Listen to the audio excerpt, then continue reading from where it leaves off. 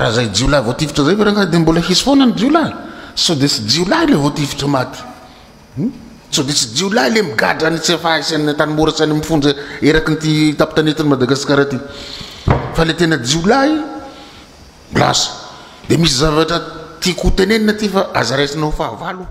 manoloana ny resaka famonoan'ireo dahalo ireo olona 5 natao takalonaina tao Anjozorobe tamin'ny farany volana Aogositra lasa teo tsikaritra fa saika mifantoka amin'ny fanomezantsiny ny filoham-pirenena mpitandro filaminana ny ankabetsahan'olona noho ny tsy fampian'ny fandraisana andraikitra zay ataon'izy ireo enina de misy aza ny fandraisana andraikitra dia efa sokajina ho mpitsabo aorian'ny fahafatesana na docteur après la mort ho antsika zay nanaraka fandaharana tairo niarana tamin'ny Paolo Emilio dia mahafantatra tsara fa mbola mafy noho iny ny fanehoan-kevitra zay nataony raha nameny manokana dia zao tsy afaka madiodio ny filoham-pirenena ny commande ny mpitandro filaminana ny mpitandro filaminana ny chef district préfet procureur fitsarana enina dia opérateur malaza eto amintsika aza toy ny Telma Airtel Orange sy ny sisa raha resaka fandriampahalemana no resana ity fanehoan-keviny ity dia tsy tena nifantoka tamin'ny tranga tany Anjozorobe fa mifantoka bebe koa amin'ny resaka tsy fandriampahalemana amin'ny ankapobeny raha ny trangany Anjozorobe no resana manokana dia tsikaritra fa taoriny nahafatesana ireo olona 5 natao takalonaina vao nanao réaction ny mpitondra fanjakana indrindra fa ny filoham-pirenena Andry Rajoelina nanome baiko ny mpitandro filaminana ny foloalinda indrindrandrindra hidina ifotony eny Anjozorobe raha ny amin'ny Paolo Emilio manokana dia zao fa nahoana no miandro baikoina ny mpitandro filaminana amin'ny zavatra efa hita fa urgent fa nahoana no efa maty ireo natao takalonaina vao nanao réaction ny mpitondra fanjakana nanome baiko ary nanome toromarika ho an'ireo foloalinda sy mpitandro filaminana ho antsika zay mahalala ny lalàna mifehy ny mpitandro filaminana dia misy lalàna manome alalana azy ireo ampiasa hery raha toa ka misy ilanan'izany amin'ny andro tsy voatondro fa nahoana no miandro baikoina vao mandray andraikitra ny mpitandro filaminana hoy Paolo Emilio ho antsika zay nanaraka vaovao makasika ity famonoan'olona tany Anjozorobe ity dia efa tany amin'ny 5 Aogositra 2024 no efa niparitaka tato anatin'ny tambazotra tserasera ny fangatana vonjy tany amin'ity distrikany Anjozorobe ity fa tsy nisy namaly zany tsy nisy ny raha izany rehetra zany efa taty amin'ny farany volana Aogositra efa notaperin'ireo dahalo ny ain'ireo olona 5 natao takalonaina vao nanao réaction ny mpitondra fanjakana nanome baiko ny foloalinda nanome baiko ny mpitandro filaminana ny filoham-pirenentsika izany fomba fiasa zany dia tokony ahitsy hoy Paolo Emilio tamin'ity fandaharana tairo ity de ny mahagaga de ty nanao kabary zao ny président de république hoe tsy andeverana nareo mpanao kidina pinsinsisa zay vao mody manao mouvement daholo ny rehetra tsy mila baikona tsika ry zareo salam zany koa ny eto amin'ny tanan-dehibe za zao mandeha anaty bisy mandeha tongotra mandeha ino dia mahita olona mitondra pistolet eny ambalahany eny nefa eo analakely eo misy olona tapaka ny sofiny rotona ny kaviny sy ny sisa azambazany polisy ry zareo mpanendaka sy mpitandro filaminana mitondra an'iny basy iny fa nareo tsy avelako hanao an'izany eto fa ahoana zany no avelatsika hanjakanjaka eto ny olon-dratsy nefa tsika omeny lalàna hampiasa hery raha misy ny ilanany zany dia lasa victime ny olona lasa victime le vahoaka dia sisy te hipetraka ambany volontsony dia misy fotoana koa tsisy te hipetraka eto amin'ny ville tsony ho antsika zay nanaraka ny tambazotra tserasera dia saika nifantoka tamin'ny fanomezantsiny ny filoham-pirenena sy ny mpitandro filaminana manoloana ity fakanan-kery ny tany Anjozorobe ity fa ho an'ny Paolo manokana dia zao tsy ny mpitandro filaminana ihany no tokony homenatsiny fa maro ireo tompony andraikitra azo homenatsiny ary afaka homenatsiny ao anatin'izany ny opérateur 3 eto amintsika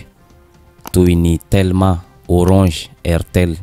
taiza izy ireo tamin'ny SOS na fangatana vonjy tany Anjozorobe ireo Jolay mampiasa telefona miantso ny fianakaviana mangataka 200 tapitrisa ho atao takalony ireo natao takalonaina teo ampelatanan'izy ireo taiza izy ireo tamin'ireo SMS appel sy ny maro hafa nataon'ireo dahalo mifanirasera amin'ny fianakaviana mifanirasera amin'ireo olona mpiara-miasa amin'izy ireo taiza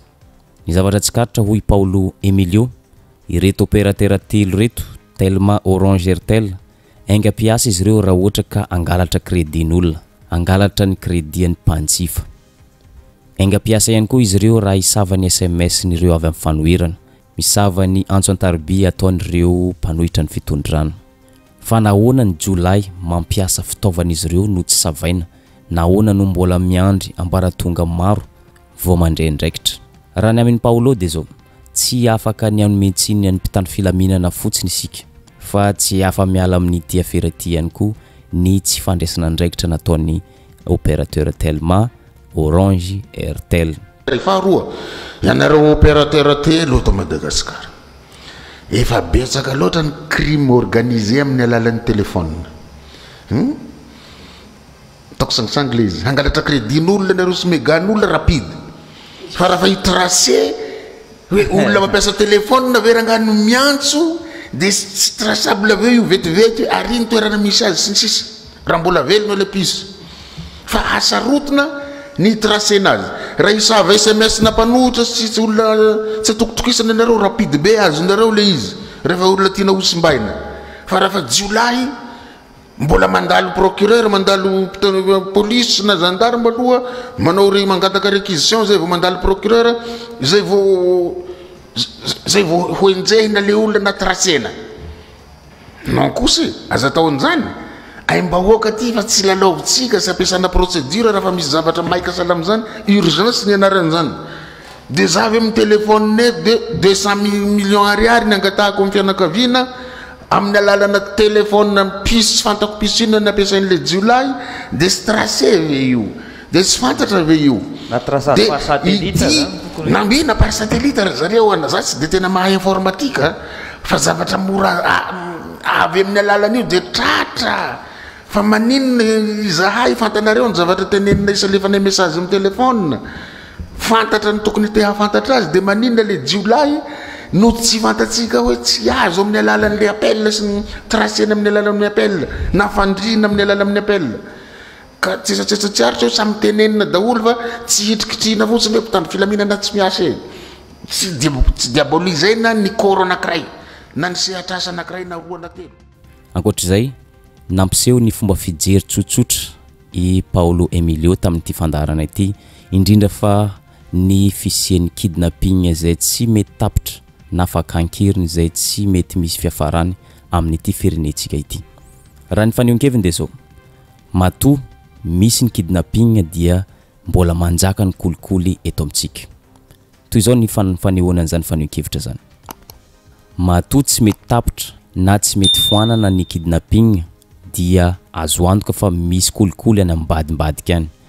Mety fiara-miasa amin'ny mpitandro filaminana io, mety fitsarana io sy ny maro hafa. Hany ka ny tsy manantsiny foana no tifirina, ny tsy manantsiny foana no samborina, ny tsy manantsiny foana no ovonoina, ary mbola tsy manantsiny ihany no adoboka any amponja. Fa ny tena Jolay na Jolay ambony latabatra dia mandovola fotsiny izy ireo dia milamina. Tsy misy mahory azy ireo raha amin'ny fiainana eto amintsika. Sady tsy misy mitifitra izy ireo no sady tsy midoboka amponja fa miainan-kahalalana. Mazava ho azy fa sarotra foanana ny asan'ny Jolay satria ny tena Jolay na Jolay ambony latabatra dia tsy voasambotra na oviana na oviana. Ny olana eto amintsika Madagasikara zany tsy manao police administrative tsika. Inona moa le police administrative? Tandrovana le izy zany mpitandro filaminana. Fa lasa police judiciaire no ataontsika manao répression dia lasa mitifitra dia arakaraka ny tifirana ny zalahy ireo no mampamalifaty ny namany. Dia zay koa ny tenenako mpitandro filaminana zay namana sy mpiara-miasa ataoko sangisangy ihany le izy fa sy sangisangy. Fa raha zay Jolay vao tifitra zay veranga dia mbola hisy foana ny Jolay. So dia tsy Jolay le vao tifitra maty. So dia tsy Jolay le migadra ny tsy fahaisany tany mora sy any mifonja eraky ny tapitanetiny Madagasikara ty. Fa le tena Jolay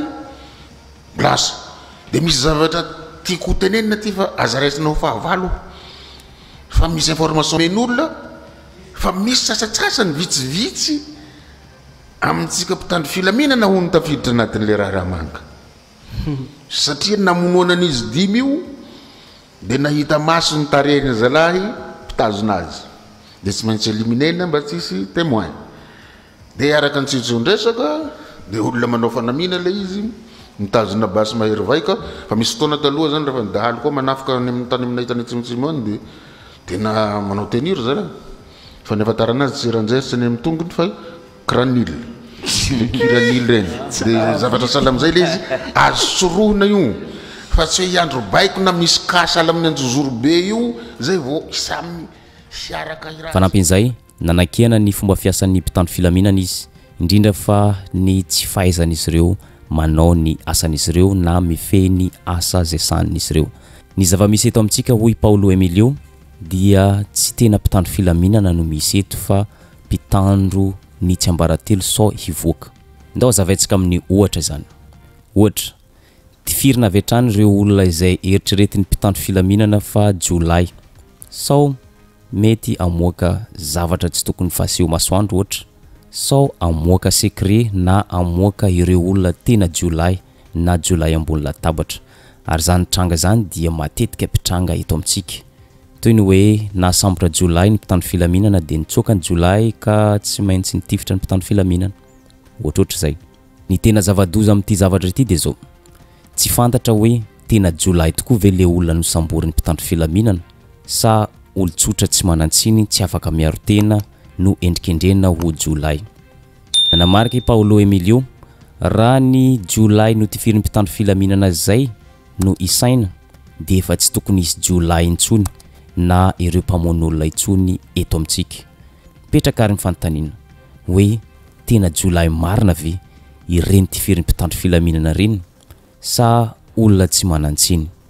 tifirina sao mahafantatra ny tarehan'ny olona tena Jolay tifirina sao mamoaka ny tsy ambaratelo arak'izany tsy manao police administrative na mitandro filaminana no misy eto amintsika hoy Paulo Emilio fa police judiciaire manao répression mitifitra avy hatrany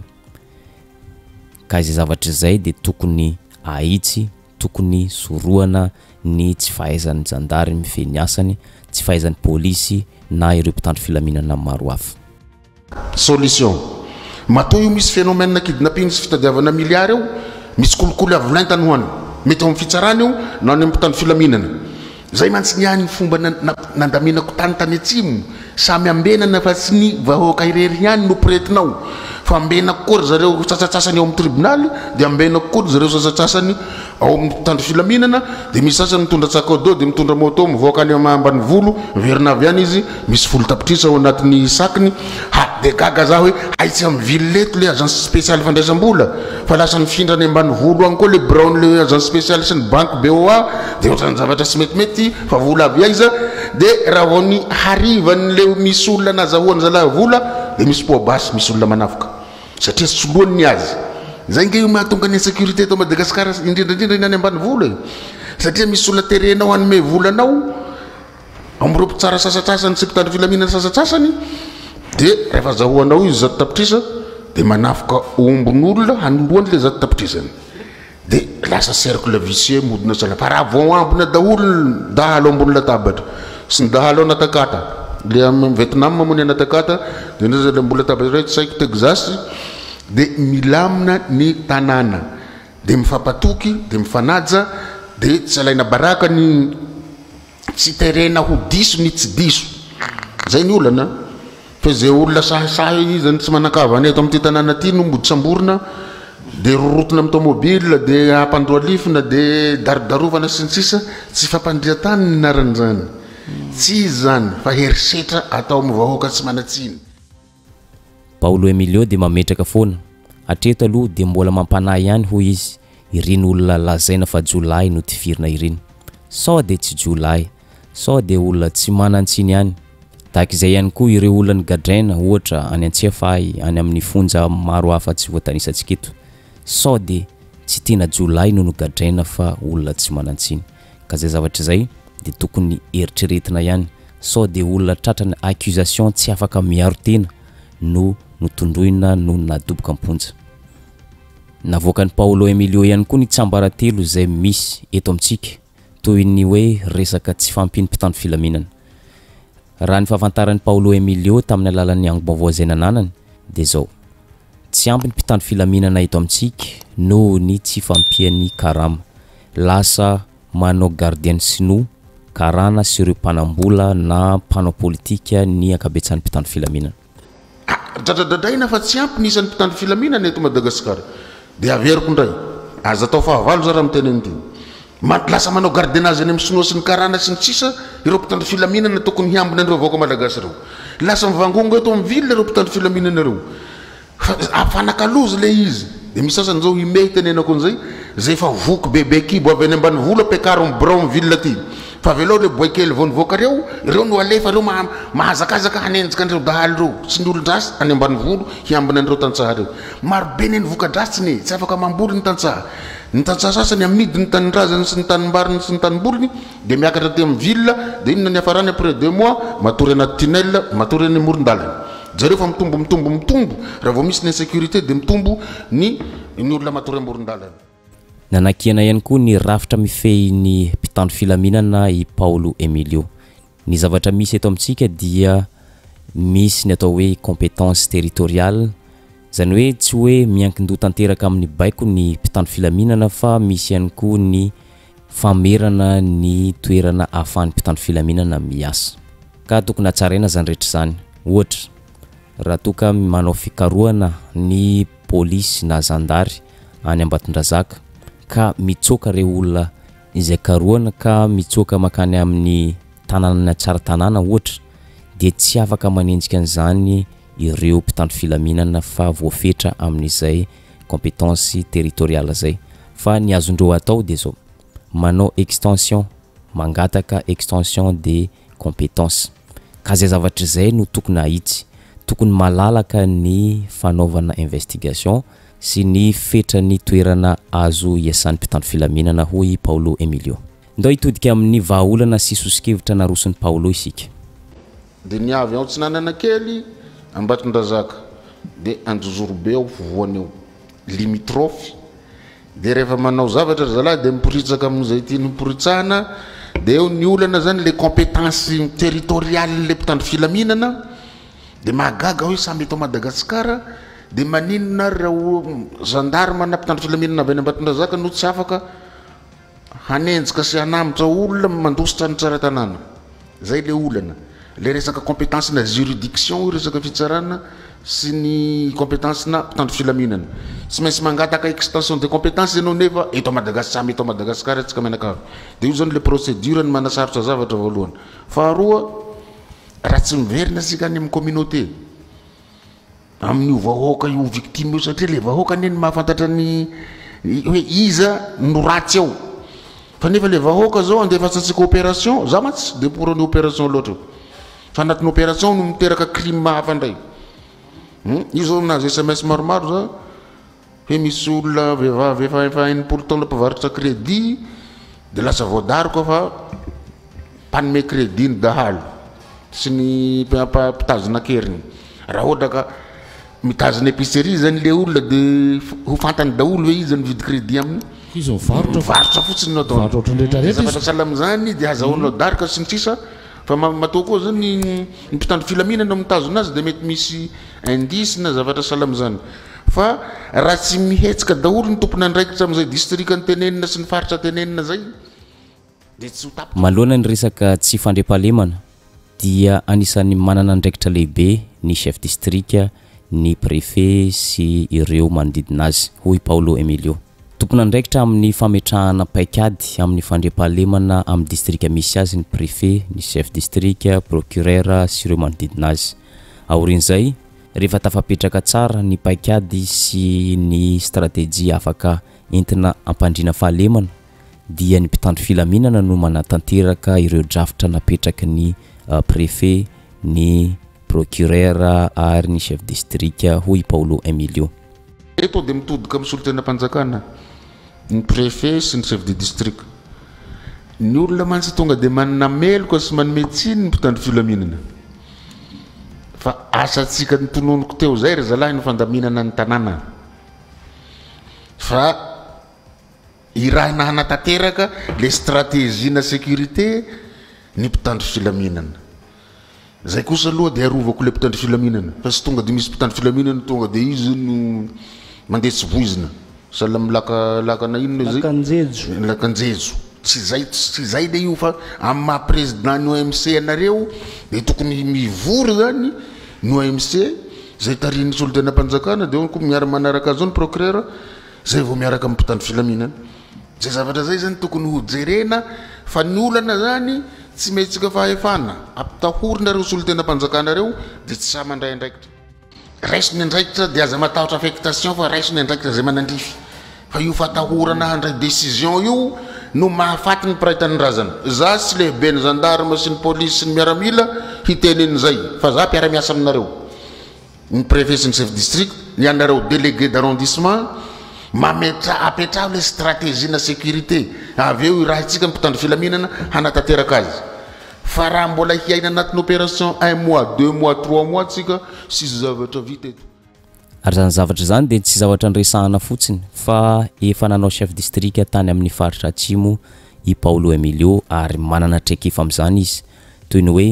izy no nampandry fahalemana tany amin'ny district anankiray tany amin'ny faritra atsimo nametraka stratégie tamin'ny fampandriana fahalemana izy toy ny hoe nomena basy daholo ny vahoaka rehetra ary tsy notakina hetra izany fahefana nomena ny vahoaka zany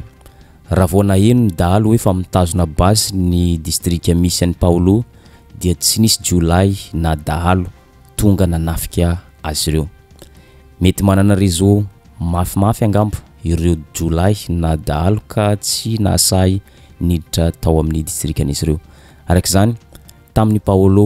teo amin'ny toeran'ny chef district tany atsimo dia nandry tokony fahalemana nipetraka tsara ny plan sy ny draftra rehetra tamin'ny fampandrim-pahalemana tamin'ny district zay nisy azy manontanianareo any atsimo tamin'ny andaminako tany misy masama nangalatra fanjaitra ve tao betroka tao fanjaitra napaingotra latsaka dia misy manaritra amin'ny district iny hoe ty misy paingotra latsaka dia raha ohatra ka ilain'ny tompony le paingotra dia efa mandeha amin'ny radio misy paingotra latsaka ty eo alao aty tsy zavatra very ary tsisy famonoan'olona tsisy olona vonoana io fa io resaka discipline napetraka amin'ilay société dia resaka fifanajana satria ny olana koa marobe ny malagasy ny vidy basy taloha dia noho ny fahasahiranana dia tsy voalohany tsony ny taratasy basy dia lasa sitrika any ambany-tany le basy zay ny antsona hoe basy sitrika dia tamin'ny andronay zany rehefa zay chef district dia avoao daholo ny basy nasitrika dia atao maimaimpona ny taratasy satria raha nyhetra koa aleva mpanjakana agny hetra ny basinareo tsy fatako hoe manjavonay za fa leo zany tena sasiana hetra hiambenatsika ny tanànatsika basy 4 hazo no ny soratako zao tao betroka natao ambony diforme ny paperasiny vao naheno dahalo hoe afaka mitazona basy ny fokon'olona manana taratasy tsisy ny poitra ary lerony fa ny olana dia zao désarmétsika fanjakana ny vahoaka savaitsika ny taratasy ny basy ny déterrena dia raha vaina ny basy ny atao saisie nefa ny any jiolay ny any jiolay sy voasava ny taratasy ny basy safa nahitatsika hoe fotoana mitokavana reo jiolay voasavana ny taratasy basy nareo dia tsy mandoa hetra nareo dia sotomina ny azy any amin'ny any fa ny any vahoaka no sotomitsika zay manara-dalàna ihany zany no lasa victime lasa lasibatra dia tsy mitovy ny hery fanampin'izay mitodika amin'ny chef district procureur préfet i Paulo Emilio tokony say mametraka drafitra manampy any mpitandro filaminana amin'ny fampandriana fahalemana ny chef district ny préfet ny procureur sy ireo manodidina azy hoy Paulo hoe aza matahotra ny amoaka ny tena zavamisy na mandrava ireo asan Jolay na Jolay ambony latabatra io na Jolay irakiraka aza matahotra ho effectiena na ho esorina amin'ny asa fa ataovam-pamarinana ny asa zay sahanina fa tombotsoa ho an'ny vahoaka maro anisa no arovana eto dia mitodika amin'ny solotena mpanjakana ny préfet sy ny chef de district ny olona mantsy tonga dia manana meloka sy manome tsiny ny mpitandro filaminana fa asatsika ny tononoko teo zay ry zalahy ny fandaminana ny tanàna fa irahina hanatanteraka le stratégie na sécurité ny mpitandro filaminana zay kosa aloha dia arovako le mpitandry filaminana fa sy tonga dia misy mpitandry filaminana tonga dia izy no mandeha tsy voizina sala milakana inona zay lakanjejo tsy zay le io fa amin'ny maha président ny OMC anareo dia tokony mivory zany ny OMC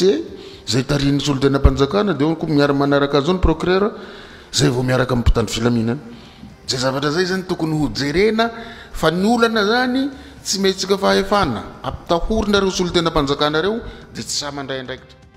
fanampin'izay miantso ny mpitondra izy mba anome fahefana feno any vahoaka anampy ireo mpitandro filaminana ohatra omena fahefana ny vahoaka ametraka ny atao hoe dina omena fahefana ny vahoaka ohatra hitana basy raha ilainy zany satria raha ny lojika dia ny vahoaka no maro anisa raha oharina amin'ireo dahalo na jiolay arak'izany moramora kokoa ny ampandrina fahalemana raha toka samby tompona andraikitra daholo isika fa tsika rehetra miara-mirona dia meo fahefana ny vahoaka hanenjika an'io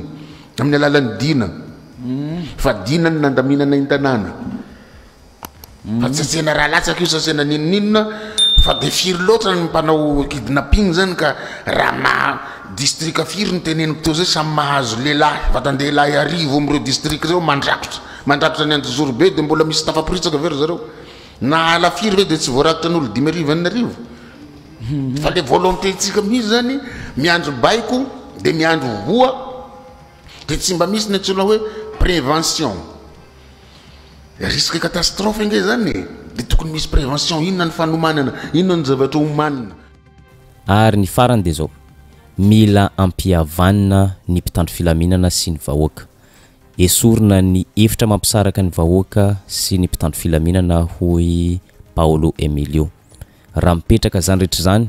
dia azo antoka fa ho resitsika ny asan-jolay resitsika ny asan'ny dahalo mila mifampatoky ny mpitandro filaminana sy ny vahoaka ary miara-miasa azo antoka fa ho rava tanteraka ny asan-dahalo sy ny asan-jolay za miteny eto dia efa nanda mitany tany atsimo fa tsisy migika zay tsy mamono olona fa amin'ny alalan'ny fihavanana ampihavanana ny mpitandro filaminana sy ny vahoaka dia resy ny jiolahy sy ny olon-dratsy fa raha mbola tsy mihava nareo sy mifampatoky dia tsisy zavatra azo atao jereo no nataoko tany Ambosary tanatin'ny 7 andro zay dia voalamina ny tany dia nisy dahalina nandrakandrana nitifitra n'le mpiasan'ny PAM dia nampahafantarina azy hoe tsy amelana raha vao mamono olona dia nataonay zay nahatratra azy dia nanomboka teo niova ny sainy zalahy hoe ho ratsy be izy ty fa zay taloha mitifitra olona eto amin'ity toerana ty dia sisy manenjika fa mandeha fotsiny ihany fa tsy namelanay dia tratra dia sisy tsony tsisy nanao tsony dia raha miara-mientana ny vahoaka miara-mientana ny tompona ndraiky mpanjakana tsy hakanavaka dia mifanome vaovao sy ny information raha va io ary izay fanikevitra zay ihany koa no mamarina ny videontsika androany aza adino misabone sy manisy zay amin'ny videontsika amin'ny manaraka indray